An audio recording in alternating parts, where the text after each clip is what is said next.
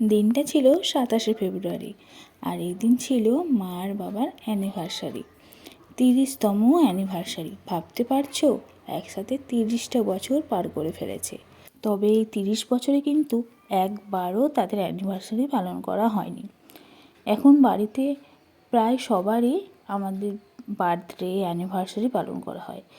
সেই দেখে মা বাবার মধ্যেও একটা সুপ্ত ইচ্ছা ছিল যে অ্যানিভার্সারিটা পালন করা হোক, কিন্তু সে কথা আমাদের বলেনি। বারবার জিজ্ঞেস করলে বলেছে না না, এই বয়সে ওসব মোটেও না। কিন্তু যেই শোনা সেই কাজ। আমার বোন মা আর বাবার অ্যানিভার্সারি প্ল্যান করে বাড়িতেই একটা ছোট্ট করে আয়োজন করেছিল। আমরা সবাই ছিলাম, কিন্তু উদ্যোগটা কিন্তু আমার বোনেরই ছিল।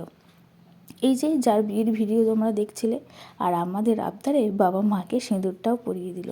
তো কেমন লাগলো ভিডিওটা জানিও।